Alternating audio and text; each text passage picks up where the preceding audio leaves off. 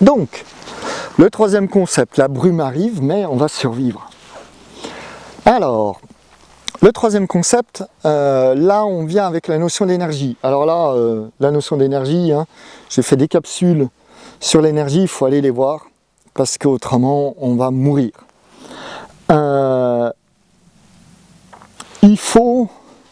On est bien d'accord que pour qu'il y ait des réactions et des choses comme ça, on a des transformations, donc il va falloir qu'il y ait quelque chose qui mette en mouvement ces transformations, hein, il nous faut du mouvement, et du mouvement c'est de l'énergie. Comment ça se traduit au niveau, donc, hein, ça c'est notre troisième point pour avoir un organisme, il va falloir qu'il y ait des transferts d'énergie possibles.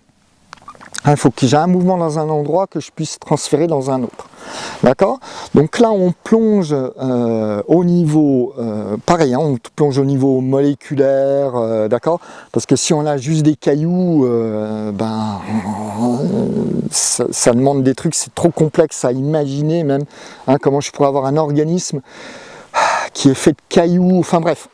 Il faut des trucs plus petits, plus mobiles, etc. Donc, eh bien, l'énergie, au niveau de la matière, hein, il va falloir une énergie qui se transfère au niveau de la matière, et ça, l'énergie au niveau de la matière,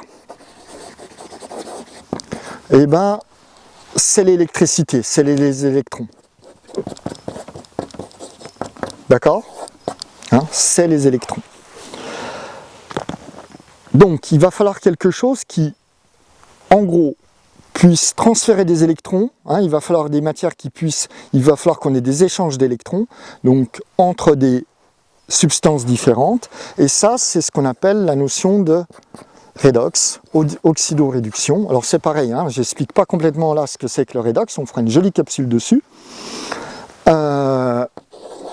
Notion fondamentale aussi, donc il nous faut du redox, c'est-à-dire que il nous faut une substance A, une substance B, et puis elle a un électron, et elle va pouvoir transférer cet électron à cet électron-là.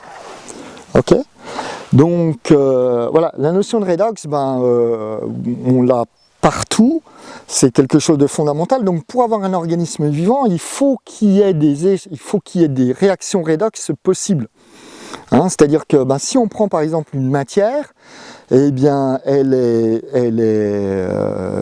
stable, et donc il n'y a pas de réaction redox à l'intérieur de ça. Donc la vie, qu'est-ce qu'elle fait, hein, il faut qu'elle puisse, à partir de substances différentes, faire des réactions redox, et pour qu'il y ait des réactions redox, il faut qu'il y ait une différence, ce qu'on appelle de potentiel redox, hein, c'est-à-dire qu'il y en a un qui a plus d'électrons que l'autre, et on va pouvoir balancer ça. Donc ça, cette notion de redox, eh ben on la retrouve partout, hein, c'est fondamental en biologie, ça devrait l'être en médecine. Je n'arrive même pas à comprendre comment on peut faire de la médecine sans avoir ça verrouillé au corps et raisonner tout ça avec. Heureusement, il y a certaines personnes qui commencent à s'y mettre, hein, mais on a perdu une bonne centaine d'années sur le sujet. Ouais, largement, hein, depuis les découvertes par exemple de comment il s'appelle, Louis-Claude Vincent sur la bioélectronique, et enfin plein de trucs comme ça. Et maintenant, je sais qu'en médecine vétérinaire, il y a des trucs pas mal. Les agronomes s'y mettent, et ça donne des trucs absolument fantastiques. Mais enfin, je digresse, hein, c'est juste la notion de redox, elle est fondamentale, et c'est du transfert d'énergie. Sans transfert d'énergie, hein, sans énergie, en gros, eh bien, on ne peut pas avoir d'organisme. Ok?